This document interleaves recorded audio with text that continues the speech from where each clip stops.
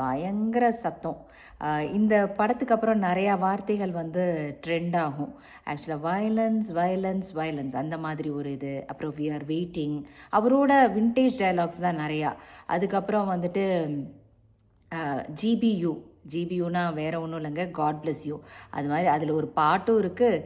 அதே மாதிரி through out the scenes வந்து ஜிபியூ அப்படிங்கிற வார்த்தையை யூஸ் பண்ணியிருக்காங்க. அப்புறம் வந்து ஒரு சீனில் வந்துட்டு ஜஸ்ட் ஒரு பேங்க் சீனில் வந்துட்டு சொல்லியிருப்பார், மொட்டை பேங்க், பேங்க் மொட்டை, மொட்டை பேங்க், பேங்க் மொட்டை. அந்த இது அதெல்லாம் வந்துட்டு கொஞ்சம் நல்லா இருந்தது, காமெடியாகவும் இருந்தது. பட் ஆனால் ரொம்ப ரொம்ப நல்லா இருந்தது.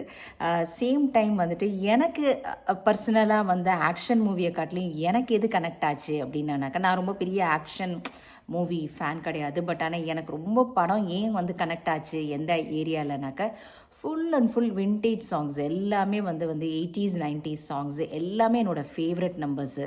அதில் ஸ்பெசிஃபிக்காக சொன்னோம் அப்படின்னா இளமை இதோதோ 80ஸ்லேருந்து, அப்புறம் தொட்டு தொட்டு பேசும் சுல்தானா, அப்புறம் வாலியில் எனக்கு எல்லா பாட்டுமே பிடிக்கும். ஏப்ரல் மாதத்தில் நிலவை கொண்டு வா, அந்த பாட்டெல்லாம் யூஸ் பண்ணியிருந்தாங்க.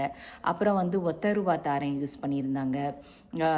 அப்புறம் ஏஞ்சோடி மஞ்சக்குருவி விக்ரம் படத்துலேருந்து அந்த பாட்டு யூஸ் பண்ணியிருந்தாங்க. ஸோ த்ரூ அவுட் வந்து எல்லா பாட்டையும் யூஸ் பண்ணியிருந்தாங்க. அதே மாதிரி அவரோட பாட்டே ஆளுமாடோலுமா அந்த பாட்டு யூஸ் பண்ணியிருந்தாங்க. கரெக்டாக ஜிவி பிரகாஷ்க்கு வந்து அது வந்து கரெக்டாக சீட் ஆச்சு.